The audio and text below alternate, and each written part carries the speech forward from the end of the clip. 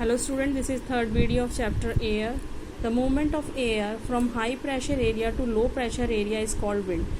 Wind क्या होती है? एयर होती है. जब एयर मूवमेंट करती है हाई प्रेशर एरिया से लो प्रेशर एरिया में तो उसको हम एयर को विंड कहते हैं.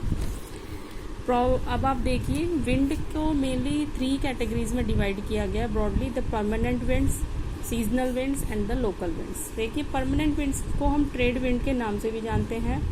वेस्टर्नलाइज, ईस्टर्नलाइज विंड के मतलब कि पश्चिमी हवा और पूर्वी हवा के नाम से भी जानते हैं.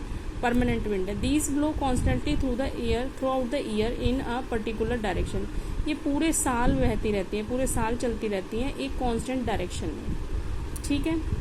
Seasonal wind, these wind change their direction in the different season. ये जैसे ही सीजन आता है तो ये अपनी डायरेक्शन को चेंज कर देते हैं. For example monsoon in India, ये एक सीजनल विंड का एग्जाम्पल है. ये एक सीजन लेके आता है मानसून में. Local wind, these blow only during the particular period of day और year in a small area. ये ऐसी विंड होती हैं जो किसी पर्टिकुलर एरिया में कुछ दिनों के लिए या कुछ हर साल कुछ समय के लिए बहती हैं. जैसे लैंड एंड सी ब्रीज.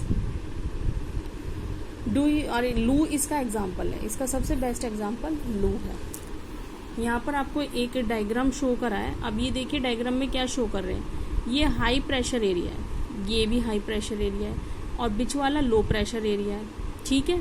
और ये भी हाई प्रेशर एरिया है. तो यहाँ पर ध्यान से देखिए हाई प्रेशर से एरो किसकी तरफ जा रहा है? लो प्रेशर की ओर. हाई प्रेशर से किस तरफ जा रहा है एरो? Low pressure. तो दैट मीन्स मूवमेंट जिस तरफ एरो है उस तरफ एयर का मूवमेंट है. ये आपको दिखाया गया. और ये सब बेल्ट है. ये जो है ये बेल्ट है कि हाँ भाई इस बेल्ट में एयर चलती हैं. अब ये आपका पोल हो गए दोनों. ठीक है. ये आपका ट्रॉपिकल रीजन हो गया, ट्रॉपिकल, और ये भी आपका ट्रॉपिकल रीजन हो गया, और ये आपका इक्वेटर रीजन हो गया. सब ट्रॉपिकल लो प्रेशर एरिया मतलब एक ऐसा एरिया जो पोल और ट्रॉपिकल रीजन के बीच में होता है. यहाँ भी ऐसी पोल और उसके बीच में है ट्रॉपिकल के. Now come to the next page.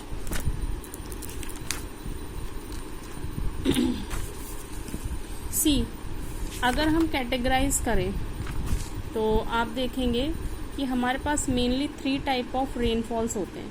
This is cyclonic rainfall, this is relief rainfall and the last one is the conventional rainfall. यहाँ पर अब इसके बारे में पढ़ लेते हैं. Moisture is the heading. When water evaporate from land, different water bodies become water vapors. Moisture in the air at any time is known as humidity. किसी भी समय अगर मॉइस्चर हवा में है तो हम उसे क्या कहते हैं? Humidity. When the air is full of water, we call it as humid day. जब हवा में पूरी तरीके से नमी होती है मतलब पानी की मात्रा होती है तो हम उसे कहते हैं humid day.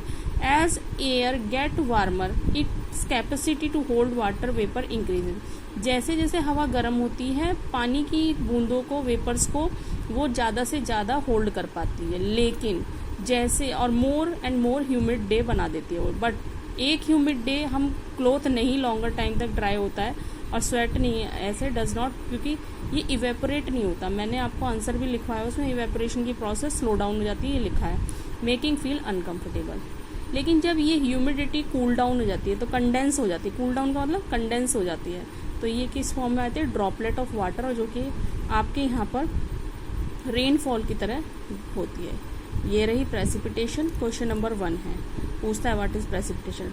When water vapours rises it start cooling. जैसे ही वो ऊपर की तरफ ट्रेवल करता है तो वो ठंडा होने लग जाता है. The water vapour condense causes formation of droplet of water.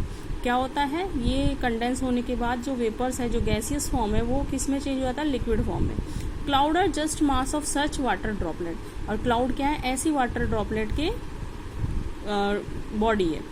When these droplet of water become too heavy, जब ये बहुत ज़्यादा हैवी होते हैं और too float in the air, और हवा में नहीं और बह सकते और उड़ नहीं सकते, then they come down as precipitation.